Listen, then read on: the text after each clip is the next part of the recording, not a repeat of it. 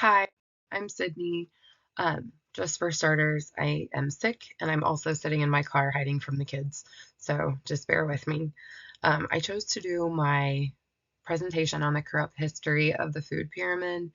At the bottom of the diagram, you can see how there are 6 to 11 serving suggestions per day for grains, wheat, breads, pastas, basically your typical carbohydrates. So this all stemmed from a podcast. An interview that I had watched with Jordan Peterson on the worst medical crime in history. It stemmed essentially from the FDA's approval of those 6 to 11 servings and the science behind how they knew that those things would not be good for us, but still allowed them to be suggested. So, science and politics, why they should not mix. President Eisenhower suffered a heart attack. It was during an election year for him. Later, they realized that his heart attack had stemmed from heart disease. Everyone then wanted to know what caused his heart disease, ignoring the fact that he smoked 4 packs a day and that physicians at that time actually promoted smoking. They tossed that information to the side and they suggested that saturated fats were the issue for heart disease.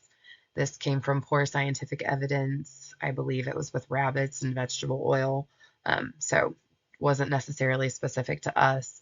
The idea was that like bacon grease going down your sink drain would be the um, essentially the same as us having saturated fats within our arteries. There were cover-ups related to saturated fats. At one point, a Minnesota study showed that saturated fats were actually good for us, which was left out, and they still went with this idea that smoking was good and saturated fats were bad. The development of the food pyramid then came from a mass surplus grain production that the United States underwent due to Richard Nixon's agreement to sell millions of bushels to the Soviet Union. Um, Around that time, the overproduction stemmed a 3 to 4 daily serving to 6 to 11 daily servings was the new recommendation, and that was all within the time frame of that mass surplus of grain production within the United States. Um, the correlation between obesity and cholesterol, diabetes, depression, anxiety has skyrocketed since those times, since those increases have been made. It's just a very obvious correlation between the two, which inevitably stemmed from politics and science, and then now into big pharma. Um, More numbers identifying the issues are that there are only 12% of adults considered to be metabolically healthy at this time, and that the food pyramid was obviously wrong. So they've replaced it with MyPlate.